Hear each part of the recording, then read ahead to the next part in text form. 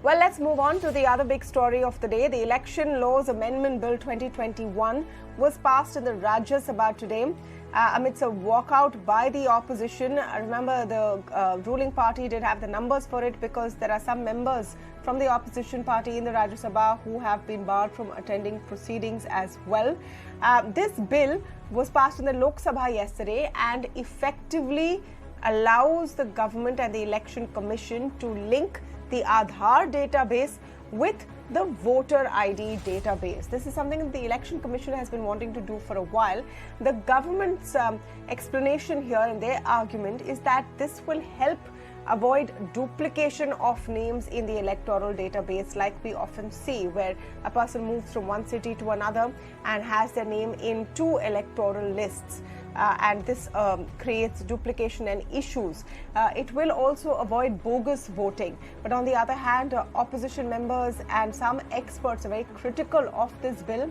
They say this puts the privacy of individual citizens at risks and gives an opportunity to disenfranchise citizens as well. So what really is the true picture? Getting you both sides of the debate today on the show, I'm going to be speaking with Quraishi, former CEC, and international lawyer Raman Chima. Mr. Quraishi, let me begin by just getting your overall take. The Election Commission has throughout been backing and supporting the idea of linking voter IDs with Aadhar. Do you support the idea as well? Yes, actually they started in my time only in 2010 and 11 when Aadhar was just being set up and Mr. Nilekani came to meet us. That was the time when we were struggling with the duplicate voters, and in different districts and states we were using all kinds of deduplication software to identify such voters. So when Mr. Nilekani came, and by then we already had 55 crore database and they were just beginning. So, and that was also the time when we had also started experimenting with taking the fingerprints, biometric data collection, and we did it in the state of Goa. But when Mr. Nilekani came and we said, all right, we will stop collecting these biometrics because you are collecting it anyway. And at some stage, we will try and integrate, and we'll use your facility to identify the duplicate voters. That is how it began. Later on, Aadhar itself became controversial. It went to the courts, and it had a checkered career. So lots of ups and downs happened. And finally, in 2015, Election Commission had ordered integration of the data. Then that was the time when Supreme Court banned it, and Election Commission had to abandon it. After that, in 2018, I understand that the Supreme Court maybe gave it a clearance. Election Commission still wrote to the Supreme Court seeking clarification whether they could go ahead now. I don't know whether the clarification came or not, but now through this legislation route, that way has been paved. So now my point at this stage would be, so long as there is a bona fide use, it is fine. But the possibilities, the misuse, abuse, we have to guard against.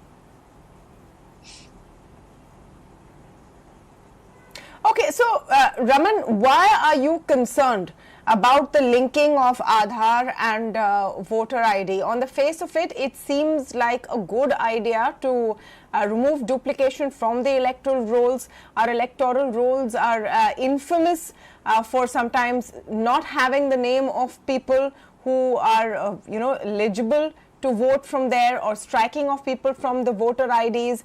A lot of citizens move cities and states and constituencies and then cannot enroll themselves in a new place or are enrolled in multiple places. Wouldn't the Aadhar, which is already in existence, streamline all of this? Firstly, it's important to remember that the voter ID system predates Aadhar by several decades, including being tested carefully on what works, what doesn't. And I think the important thing to recognize there is what you mentioned, Tamanna, the known problems in the voting system are generally around people not being able to exercise their franchise. The problem about duplicate voters and the exact nature of that problem, and I regret saying these words, the Election Commission has never put out clear data as to what's taking place, what the problems are, even the total number of complaints on duplicate voters and what actions were taken on them. So the problem we have is we know the issue is exclusion. People are unable to cast their vote. The solution here is to further exclude and purify the voter list. Those are the exact words used by the ministry officials and even the Election Commission. We want to purify the voter list further. And the problem, as you also may know, following the Aadhar debate, is that Aadhar database itself isn't exactly a fantastic database. The Aadhar database has deities who have been registered as valid Aadhar holders. You had trees registered with an Aadhar number in some states in India. You've had cows, you've had farm animals. And therefore, when you take one existing set of problems in the voter database and you link it to existing problems in the Aadhar database, you're actually squaring the problems. You're not making it easier. But the bigger thing, and I think Mr. Quraishi actually touched upon that briefly, is that the legitimacy of this itself is in doubt. The Election Commission went to the Supreme Court because they knew the Supreme Court had barred any usage of Aadhar in public sector programs, except in a limited set of circumstances and other measures. That answer has not come from the court. Instead, what you see here is the executive branch, the government, with the ECI's blessing, regrettably, try to circumvent this through a legislative measure in Parliament with no safeguards. Even if one was to assume this is somehow legitimate, why are you seeking to advance this bill in exactly 2 days worth of debate? Why has the Election Commission not made a public case out to voters on this issue? When you move very fast to get something done, it is likely that people will presume it's a bad proposal. And even if we all agree that there might be mechanisms to fix this that could have been taken, you have an open public conversation on that. That has not taken place there. And right now, therefore, what we're left with, the situation where the world's largest democracy has linked its voting system to the world's largest digital identity system, a very controversial system, and gone and taken a step which no other major democracy ever has taken. And therefore, we're in a quite nebulous, dangerous area. Okay. So, Mr. Quraishi, if you would like to address some of those concerns, and let me come to the specific one on whether this will lead to mass deletion of people from the voters list. Very often the example of the state elections in Andhra Pradesh and Telangana, the recent ones, are given in 2018 when lakhs of people reportedly found themselves not on the list, and one of the reasons for this is believed to be the linking of Aadhar and voter ID that the EC began in 2015, which resulted in this. So there is a genuine concern today that people will just be removed from the list because the Aadhar card may have a discrepancy, there might be something which is not matching, and then they no longer have their right to vote. Yeah, you know, deletion of voters can happen with or without Aadhar. They are not intrinsically linked. Many times, for instance, in 2012, I remember, in Mumbai and in Mysore, there was large-scale deletion and there was no linking with Aadhar. So deletion can happen mischievously, carelessly, computer error, whatever be the possibility, because that can happen.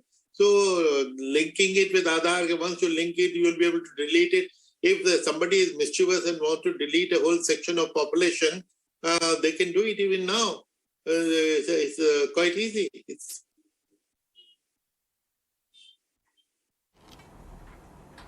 Okay, so you're saying deletion can happen with or without Aadhar. What about the other concerns about voter profiling that have been talked about? Is that even possible, you think, Dr. Quraishi, with the kind of databases these are, that you could match both the databases, find out the voting patterns of a certain section of the population and then impair their right to vote? No. The voting pattern cannot be discovered through Aadhar because our voting is totally de-linked, unlinked with any electronic thing. We use EVMs, which are standalone machines. That data is not linked with anything. And the linkage between Aadhar and election data that we are talking about is the electoral roll. And electoral data is very simple. There are 4 or 5 things. My name, the father or the spouse's name, age, address. And if a family is together, 4 or 5 people together, So, in this family, in this house number, there are 5 voters. That is the entire data, and that is already in the public domain. So, therefore, I do not see any secrecy issue also there. And how, by linking it with Aadhaar, it will be leaked. And actually, we have heard so many times, Panna Pramuk's, for every page of electoral roll, there is a volunteer of a party. So, and they ensure that they go door to door, persuading them to vote in a particular pattern. So now those are the people who can also systematically work for the deletion of selective names. So we have to guard against that, and that is irrespective of linking with the Aadhaar. But I would like to understand from Mr. Chima how... Okay, so Raman, respond to some of... Yeah. Exactly, which is why we have Mr. Chima on the panel as well, because we want to understand whether these are genuine concerns or a bit of a bogey over here.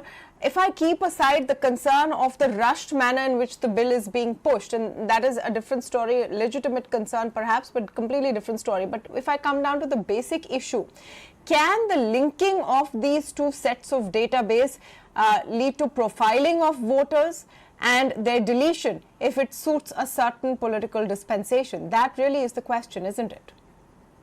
The problem that we've seen when it comes to Aadhaar seeding and verification of databases against Aadhaar database is that it's a black box. The only people who are ever in charge of looking at seeding decisions and how they're going properly and any form of audit and accountability are people within government who are incredibly resistant to any conversations or even public audit of how a seeding process has gone.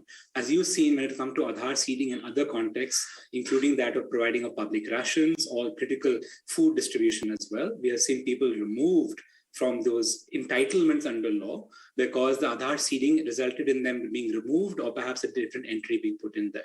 I think the very important fact is to recognize what Dr. Quraishi mentioned about, deletion already happens, this is not the only mechanism. Yes, it's not the only mechanism, but this is a new mechanism that has now been given. It is the equivalent of saying, look, I have cancer, this person is already sick because of bad air in Delhi. If you're going to start giving them cigarettes to smoke regularly, well, you're introducing a new threat to their to their immune system, to their physiology. And this literally is what is the case. The consistent problem we've seen with the Aadhaar database is that the numbers are all over the place. The sort of people identified there, firstly, as we also discussed very categorically, right? Aadhaar is meant for residents of India, not for voters. That is what Mr. Nalikani said in the beginning. Regardless of what he may have said privately in meetings or conversations, the public justification from the beginning always has been, Aadhaar is meant to be a resident card. We err on the side of giving Aadhaar rather than not give it.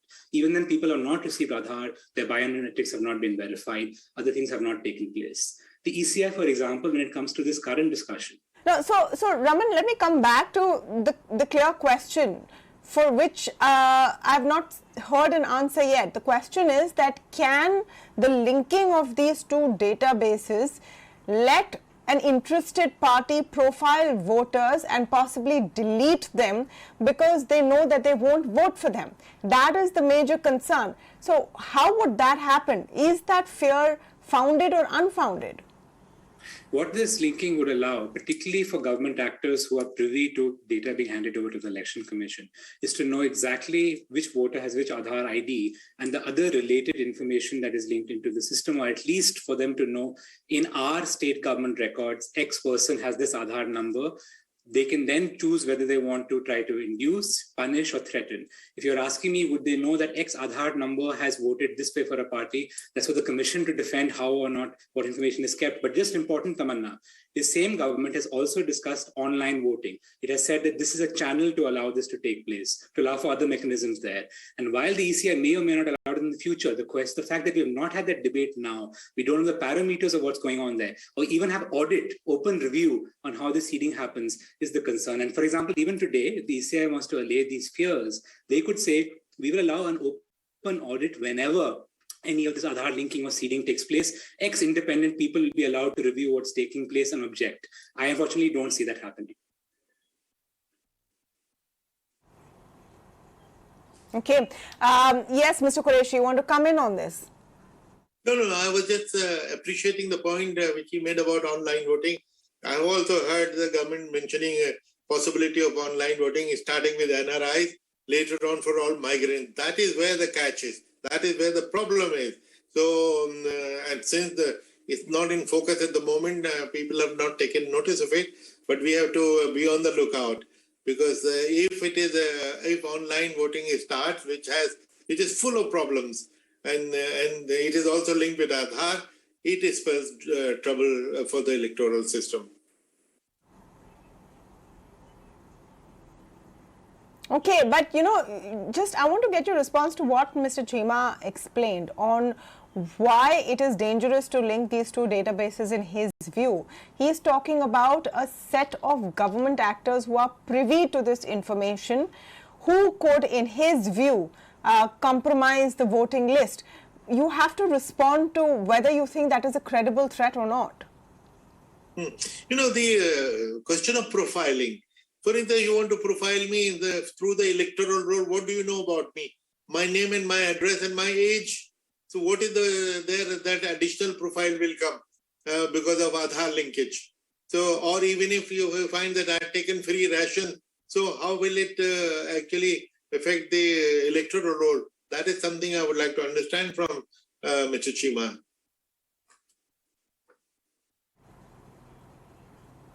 Yes. So that is the question that we asked earlier as well. Raman, you want to quickly respond to that? So the thing is, if you notice, the moves being made by all other major democracies is to track what information do political parties keep about voters, limit what techniques and what data they have, and ensure there is no other manipulation or engagement of malicious third-party actors or problematic actors, as you saw with Cambridge Analytica. That is what people do, which means that they are trying to look at specifically what data do parties have about voters, how that's regulated, what can they do, what can't they do, and particularly where political parties may have linkages with the ruling party or might be part of government, putting restrictions on any use of that data. For example, knowing X person may be collecting, for example, HIV drugs under their Aadhar number for reimbursement under a state scheme does allow the mechanisms to try and put pressure, inducement, or threats on an actor. Whether that's acceptable or not is something we need to have a conversation about. The reality is right now we encourage more linking, more data collection, with no measures being taken to put checks on parties. And I'll leave you with this, Tamanna. The Election Commission has also repeatedly received entreaties saying, do you regulate how political parties are keeping data? And the Election Commission's response is, we don't have the legal powers to do so. We can't even ask the parties who their data officers are. Well, perhaps the Election Commission could have asked Parliament to give it that powers rather than just to Aadhar linking. And that's why I think we need to be a little bit disappointed in what has been rushed through Parliament yesterday and today. Thank you so much, Mr. Quraishi, Mr. Chima, for joining us on the show this evening. Thank you. Thank you.